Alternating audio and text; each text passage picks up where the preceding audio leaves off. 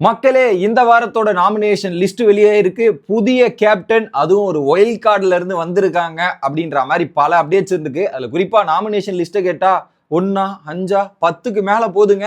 எனக்கு தெரிஞ்ச ஒரு பெரிய லிஸ்டே வந்திருக்கு. அது எல்லாத்தையும் டீட்டெயிலா பார்த்துருவோம்.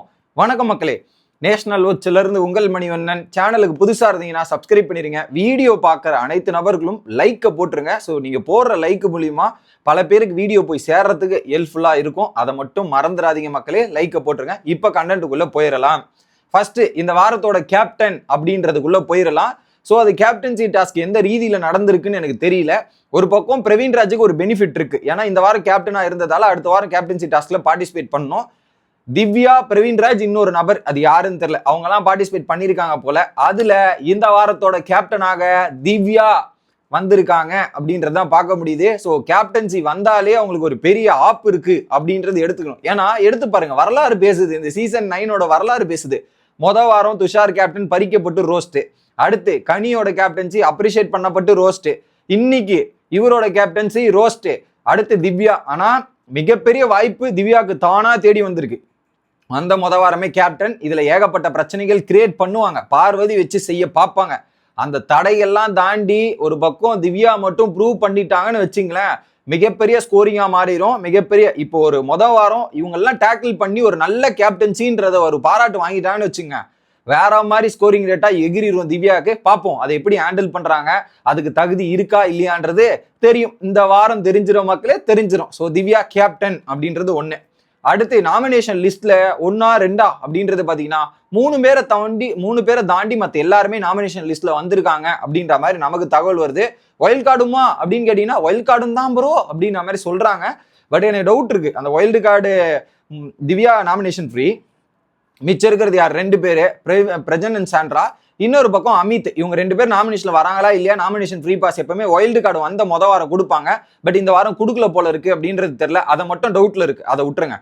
அதை தாண்டி கிட்டத்தட்ட 3 பேர் நாமினேஷன்ல இருந்து எஸ்கேப் ஆயிருக்காங்க. ஒன்னு கனிக்கு நாமினேஷன் ஃப்ரீ பாஸ், அதனால கனி எஸ்கேப் ஆயிட்டாங்க. இந்த 2 பேர் எப்படா தப்பிச்சாங்க அப்படின்ற மாதிரி எனக்கே ஷாக்கா இருக்கு. அப்படியா அப்படின்னு பாத்தீங்கன்னா, ஒன்னு அரோரா. இந்த வாரமே எவிக்ட் ஆக வேண்டியது அரோரா. கடைசியில விஜிஎஸோட புண்ணியத்தால, விஜிஎஸோட இதுவால அரோரா தப்பிச்சு போனாங்க. வாய்ப்பு திரும்ப கிடைச்சிருக்கு. இப்ப இந்த வாரமும் வாய்ப்பு தப்பிச்சு போச்சு. ஏன்னா இந்த வாரம் டபுள் எலிமினேஷன் இருக்கு. அந்த டபுள் எலிமினேஷன்ல இருந்து அரோரா இருந்திருந்தாங்கன்னா அரோரான் துஷார 2 பேரையும் அப்படியே தாராளமா வெளியே தூக்கி போட்டிருப்பாங்க. ஆனா சைலண்ட் கேப்ல அரோரா எஸ்கேப் பண்ணதான் எனக்கு ஒரு மிகப்பெரிய ஷாக்கிங்கா இருக்கு. எப்படா என்னடா கோட்டை விட்டீங்கன்ற மாதிரி தான் இருந்தது. எனக்கு என்னமோ இது ஓப்பன் நாமினேஷன் நடந்திருந்தாதான் மக்களே இத்தனை பேரும் நாமினேஷன்ல வரதுக்கான வாய்ப்பு இருக்கும். இல்லைன்னா அந்த நாமினேஷன் எப்படி வராம போனாங்கன்றதே எனக்கு ஷாக்கிங்கா இருக்கு. ஒருவேளை அந்த சூப்பர் டிலக்ஸ்ல 50% பாஸ் இருக்கும் இல்லையா, அதுல அந்த 2 பேருக்கு பாஸ் வந்திருக்குமோ? ஒரு பக்கம் கனியும் சூப்பர் டிலக்ஸ் பாஸ் கட்சிச்சு, அடுத்து சுபிக்ஷாவும் பாஸ், சுபிக்ஷா நாமினேஷன் வரல, ஒருவேளை பாஸ் கடிச்சிச்சோ. அரோராக்கும் நாமினேஷன் பாஸ் கடிச்சிச்சோ. இந்த 3 பேரும் பாஸால தப்பிச்சிருக்கலாம். அதனாலதான் ஒட்டுமொத்த வீடுமே நாமினேஷன்ல வந்திருக்குது அப்படின்றது பார்க்க முடியுது. அது மேபி கெஸ் தான். பட் அந்த 3 பேர் மொத்தம் 4 பேர் நாமினேஷன்ல, திவ்யா, கனி, அரோரா மற்றும் சுபிக்ஷா, இந்த 4 பேர் மட்டும் நாமினேஷன் இல்லை. ஒட்டுமொத்த வீடுமே இந்த வாரம் நாமினேஷன்ல இருக்கு. ஸோ எனக்கு தெரிஞ்சு இந்த வாரம் ஒரு டஃப்பான வாரம் தான். கிட்டத்தட்ட பிக் பாஸ் தமிழ் வரலாற்றிலேயே ஒரு இத்தனை பேர் நாமினேஷன்ல நான் பார்த்ததே இல்லை. கிட்டத்தட்ட 14 பேர் நாமினேஷன் லிஸ்ட்ன்றது ஒரு பெரிய பெரிய லிஸ்ட். மேக்சிமம் நான் பார்த்துருக்கிறதே ஒரு 7 பேர் 8 பேர் 9 பேர் வருவாங்க. இங்க என்னடான்னா அத்தாடி ஆத்தா இத்தனை பேர் பெருசா எடுத்துன்னு போட்டிருக்காங்க. கண்டிப்பா இது ஓப்பன் நாமினேஷன் இருந்தால் மட்டுமே சாத்தியம். ஏன்னா விஜிஎஸ் வீக்கெண்ட்ல வச்சு ரவுண்டு கட்டி அடிச்சார்ல, நாமினேஷன் கூட உங்களுக்கு பண்ண தெரியலையாடா, 10 ஓட்டு எடுத்துட்டு போய் போடுறீங்க, 6 ஓட்டு எடுத்துட்டு போய் போடுறீங்க. இதெல்லாம் நாமினேஷனோட முக்கியத்துவம் உங்களுக்கு புரியுதா இல்லையா அப்படின்ற மாதிரிலாம் அடிச்சு கேட்டுட்டு இருந்தார்ல, வச்சு செஞ்சுட்டு இருந்தார்ல, அதோட அருமைகள் இப்ப புரிய ஆரம்பிச்சிருக்கு. அதனால என்ன பண்ணிருப்பாங்க, கணக்கு பார்த்து போட்டிருக்காங்க போல. ஆளுக்கு நீ போய் இவனை நாமினேட் பண்றியா, அடுத்து நான் போய் போடுறேன். ஸோ கூட்டி கணக்கெல்லாம் கழிச்சு கரெக்டா நாமினேஷன்ல ஒட்டு மொத்த வீடியோ எடுத்துன்னு சேர்த்திருக்காங்க. இந்த வார நாமினேஷன்ல யாருக்கு குரூஷலா இருக்க போகுது அப்படின்றது பாத்தீங்கன்னா, நான் சொல்ற கேட்டகரிக்கெல்லாம் ரொம்ப கஷ்டமான நாமினேஷனா இருக்கும். இப்போ பிக் பாஸ் டீம் நினைச்சா மாதிரி 1 இல்ல 2 இல்ல 3 இல்ல 4 லட்டு கூட தூக்கலாம். அதுக்கான வாய்ப்புகள் கூட இருக்கு. ஃபர்ஸ்ட் டேஞ்சர் லிஸ்ட்ல யாரெல்லாம் இருப்பாங்கன்றத பாத்துரும். ஒரு பக்கம் ரம்யா ஜோ, ஓகேவா. அடுத்து விக்கல்ஸ் விக்ரம் நாமினேஷனே வரல, ஃபர்ஸ்ட் டைம் நாமினேஷன் பண்றாரு, அவருக்கு ஒரு பயம் இருக்கும். அடுத்து துஷார், இந்த வீட்டுல எதுக்கு தான் இருக்கான், ஏன் இருக்கானே எனக்கு தெரியல, அதனால துஷார் அவர்கள். ஓகே. அடுத்ததாக இந்த 3 பேர் ரிஸ்க் கேட்டகரியில இருக்காங்க, ஹெவி ரிஸ்க்ல. அடுத்து கெமி அவர்கள், கெமி, இந்த 4 பேர் இருக்காங்களே, இந்த 4 பேர் தான் இப்போதைக்கு டேஞ்சர் ஜோன். என்ன பக்கம் அரோரா எஸ்கேப் ஆயாச்சுல, துஷாரு, ரம்யா ஜோ, கெமி அண்ட் விக்ரம், இந்த 4 பேருமே ஃபர்ஸ்ட் டைம் ஃபேஸ் பண்றோம் அப்படின்றதால இவங்க எலிமினேட் ஆகிறதுக்கான வாய்ப்புகள் ரொம்ப பிரகாசமா இருக்கிறது அப்படின்றது பார்க்க முடியுது. ஸோ இதுல 2 எலிமினேஷன் இந்த வாரம் உறுதி மக்களே, அதுல மாற்றுக்கிறதே இல்லை. ஏன்னா இந்த வாரம் 5 பேருன்றதால ஒரு வாய்ப்பு கொடுத்தாங்க. இப்ப 14 பேர்ல அவங்க இஷ்டத்துக்கு தூக்கி போடலாம், தூக்கி அப்படியே பந்தாடலாம் அப்படின்ற மாதிரி நான் எதிர்பார்க்கிறேன். நீங்க இதை எதிர்பார்த்தீங்களா? எதிர்பார்க்கல.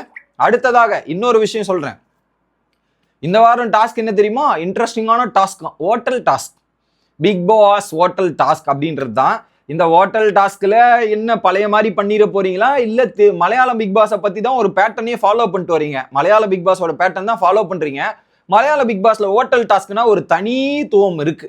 என்ன தனித்துவம் அப்படின்றது பார்த்தீங்கன்னா, தமிழ் பிக் பாஸ்ல என்ன பண்ணுவீங்க, ஹோட்டல் மெம்பர்ஸு, ஓனரு, அப்புறம் பார்த்தீங்கன்னா ஒர்க்கர்ஸு, இந்த மாதிரி பிரிச்சுட்டு கெஸ்ட்டுக்குன்னு ஒரு 4-5 பேரை மாற்றி போடுவீங்க. இப்படி ஸ்வாப் பண்ணி போடுவீங்க. ஆனால் Malayalam Bigg Boss hotel task எப்படி தெரியுமா இருக்கும்? கெஸ்ட்டுக்குன்னு முன்னாடி சீசனை கண்டஸ்டன்ஸை உள்ள இறக்குவாங்க.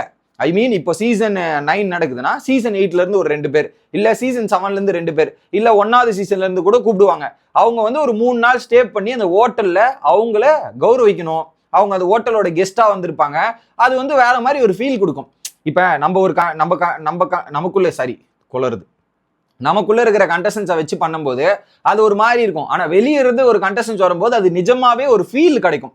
நிஜமாவே கெஸ்ட் மாதிரி ஃபீல் பண்ண முடியும். அவங்க கொஞ்சம் ஸ்ட்ரிக்டா இருப்பாங்க, இந்த மாதிரி பண்ண முடியும். இவங்க கிட்டனா நீ சண்டை போட்டு வேற மாதிரி பண்ணிட்டு போகலாம். ஆனா அவங்க கிட்ட அந்த மாதிரி பவர் கொடுத்துருந்தா அவங்க வச்சு செய்வாங்க உங்களை.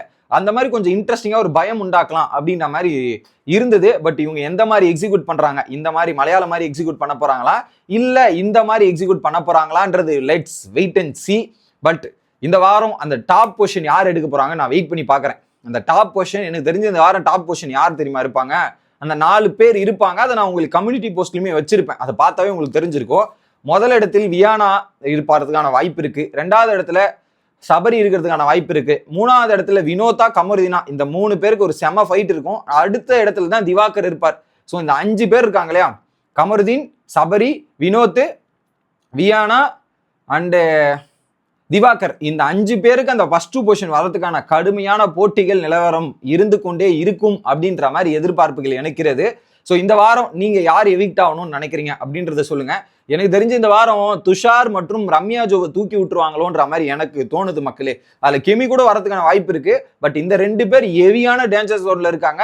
எப்போ வேணாலும் வெளியேறதுக்கான வாய்ப்புகள் இருக்கு அப்படின்னு மேசிவ் எலிமினேஷன் நினைச்சிட்டாங்கன்னா 3-4 பேர் கூட பல்க் எலிமினேஷனா தூக்கிட்டு மேபி ஒரு ரூமர்ஸ் எல்லாம் பரவிட்டு இருக்குல்ல, அடுத்த வாரம் வந்து வைல்ட் கார்டு கண்டஸ்டன்ஸ் திரும்ப உள்ள வராங்கன்ட்டு அதுக்கான வாய்ப்புகள் கூட பண்ணலாம்னு நினைக்கிறேன்.